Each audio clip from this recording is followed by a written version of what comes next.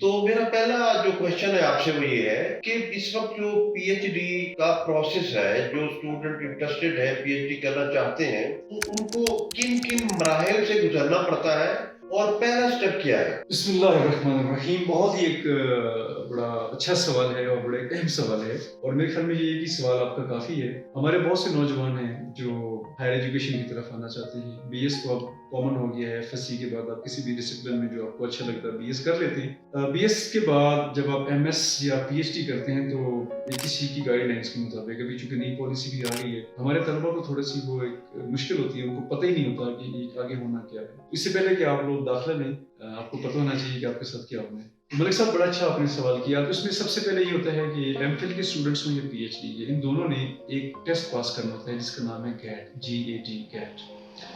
एक होता है गैट जनरल, एक होता है GAT subject. GAT general is meant for those students who want to do MPhil and GAT subject is meant for those students who want to do PhD. अब इसमें दो options होते हैं।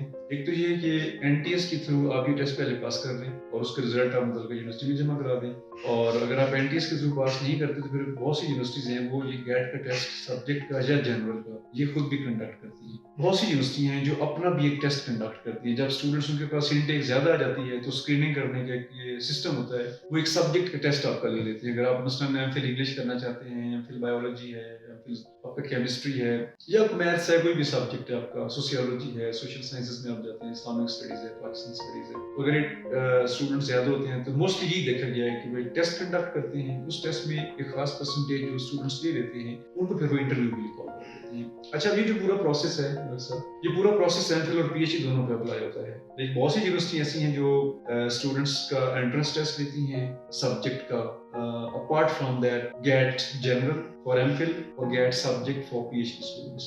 उसके बाद उनका इंटरव्यू किया जाता है, और फिर जो लोग वो समझते हैं कि ये मुनासिब हैं, इनका बैकग्राउंड नॉलेज अच्छे है, they notify them as their candidates for MPhil or PhD। Now once you got admission in MPhil or PhD, उसके बाद अगला प्रोसेस ये होता है आपका कि MPhil में आपने 24 क्रेडिट्स आवर्स में वो अपने पढ़ना होता है, क्लासरूम में आपकी एक्टिविटी होती है, और PhD के लिए आपका जो है वो 18 क्रेडिट्स आवर यानी 18 क्रेडिट आवर्स हैं जो कि आपने कंप्लीट करने होते हैं। दैट मीन्स के इन वन सेमेस्टर आपने 3 सब्जेक्ट्स लेने हैं पीएचडी में, एंड इन वन सेमेस्टर आपने 4 सब्जेक्ट्स लेने हैं।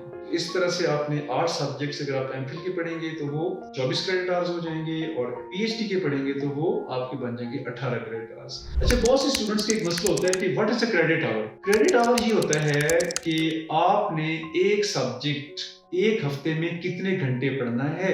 इसका जवाब हम देते हैं जी कि इतने क्रेडिट आवर्स। अब ये है कि जब आप एक सब्जेक्ट एक हफ्ते में 3 घंटे पढ़ें, उसको कहते हैं कि ये सब्जेक्ट 3 क्रेडिट आवर्स का है। कुछ सब्जेक्ट्स आप हफ्ते में 2 घंटे भी पढ़ते हैं तो वो 2 क्रेडिट आवर्स होते हैं। नाउ आपने क्या करना है कि आपने कंप्लीट करना है total 18 credit hours for PhD and 24 credit hours for MPhil course work. Yes, remember this thing, course work. इसके अलावा जो 6 क्रेडिट आवर्स है उसका आपका एक थीसिस होता है।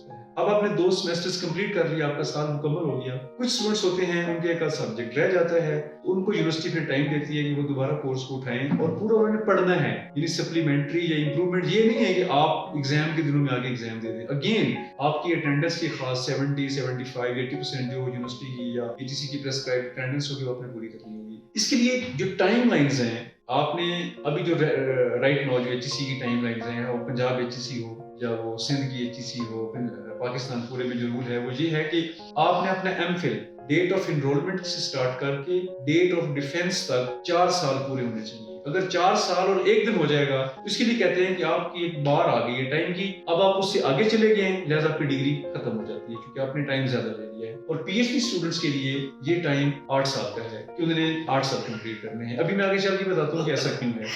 अच्छा, आपका कोर्स वर्क जब कंप्लीट हो जाता है तो आपको डिपार्टमेंट के प्रोग्राम कोऑर्डिनेटर आपको एक ईमेल कर देता है या व्हाट्सएप ग्रुप में आपको बता देता है कि फलां डेट तक आप अपना रिसर्च प्रपोजल जमा कराएं। पहले ये होता था कि आप सुपरवाइजर बाहर से ले लेते थे, अब ऐसा नहीं है। अब आपको सुपरवाइजर जहां से आप पीएचडी एमफिल करेंगे आपको उधर से ही लेना है, और अगर गुंजाइश नहीं है तो फिर वो यूनिवर्सिटी उस प्रोग्राम में एमफिल या पीएचडी स्टार्ट नहीं कर सकती है। गुंजाइश नहीं सुपरवाइजर्स के पास। उसका भी एचईसी का ये रूल है कि if you are a PhD approved and HEC approved PhD supervisor तो आप मैक्सिमम 5 बंदों को सुपरवाइज कर सकते हैं और टोटल आप 12 बंदे सुपरवाइज कर सकते हैं।